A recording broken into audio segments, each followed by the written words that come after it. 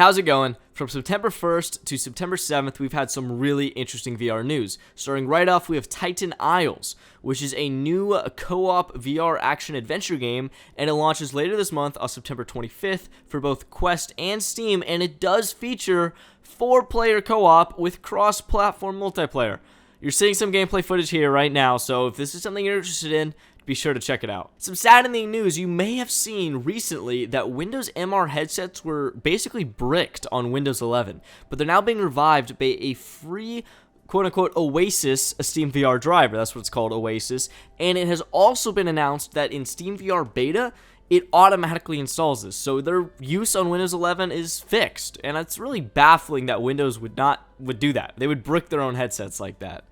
And then we also have Falcon Fall, which is a quote-unquote AAA quality PC VR tactical shooter that its developers hope pushes VR shooters into truly next-gen territory. Apparently it's inspired by like original Onward and how that game used to be. It's made by apparently like seasoned VR developers and then some combat veterans too. We have a cinematic you're seeing here, but it doesn't show any gameplay yet, and this does seem a long ways out. It's on Unreal Engine 5, so I'm sure the visuals are going to be amazing, but I'm really curious to see how this will fit into the ecosystem of VR shooters as of right now, because we have some great ones, Contractors being my personal favorite because of all the mods you can use. Then we have some interesting news that when I saw this headline, I really wanted to talk about it today, because 2 million people have now played Bonelab on Quest alone. 2 million. Now, this is an interesting number because you might say, wow, 2 million, that's a lot of people. And in the way it is, given that the Quest's user base isn't that high. But at the same time, this is one of the Quest's biggest games available, and you're telling me it sold 2 million copies. 2 million people played it. Now, here's the problem with that. If you go to another system like Steam or Xbox or PlayStation or Nintendo, you'll find that 2 million isn't a lot for a AAA experience at all. I mean, it's really like some of the most lackluster sales you can get for a AAA experience. Now, this obviously didn't have the budget of a AAA experience that a flat screen game would, but it's still like one of the most famous VR games of all time. So 2 million, it's a lot, but it's also not nearly as much as you'd expect. So it is a little discomforting about that. Now, good news, though, we have Batman Arkham Shadow. The sequel is entering development. The voice actor confirmed, which is fantastic. Loved this game. I think a lot of people did. It's like one VR game of the year, I think, and probably rightfully so. So we're going to get a sequel, which is great. I know some diehard Arkham fans are a little disappointed that, we're having another VR game and nothing on flat screen, and I get that, but at the same time, this is sort of like this is basically a side series, I would say. It's like a different way of playing. It's like a completely different game and kind of series. So I wouldn't look at it like it's competing with anything. Then we have Underdog's PlayStation VR 2 port. Underdogs is a really cool game that I've had a lot of fun with, and it came out with PlayStation VR 2 pretty recently, I believe. I haven't played it on PSVR 2, and it sounds like a lot of other people haven't either, because according to developers, we're really glad we could bring Underdogs to PSVR 2 players, but financially, it's far from paying for itself.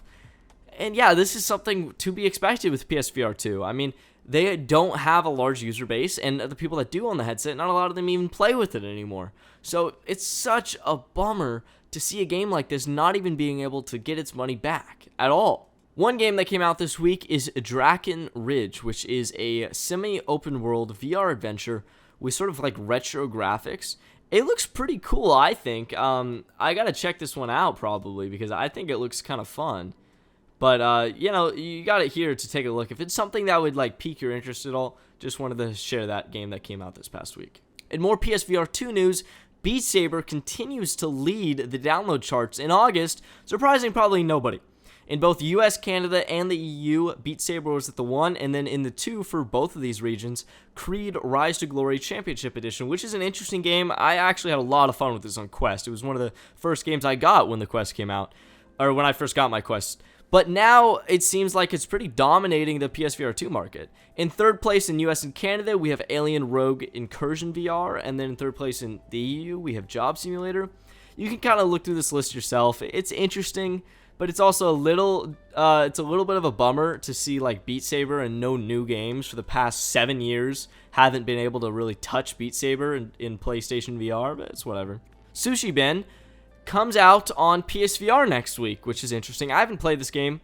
I heard it was good, I think. So check this one out if it's something that would seem up your alley. It's already out on PSVR 2, Quest, and I think Viveport, but it's coming out to PC something with optional flat screen mode, so it could be kind of cool.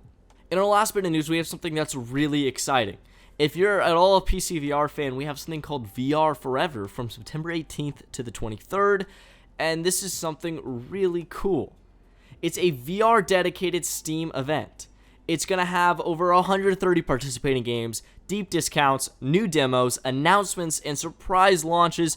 Also, it will have the first ever VR Forever Awards show with 30 games, 6 categories, and 8 industry judges. This looks really cool, and it's supposedly the biggest celebration of Steam VR next week. So stay tuned for this one. It's going to be really exciting. And if you have some games that you've been wanting to pick up that have been on your wish list, now is the time to do it from September 18th to the 23rd.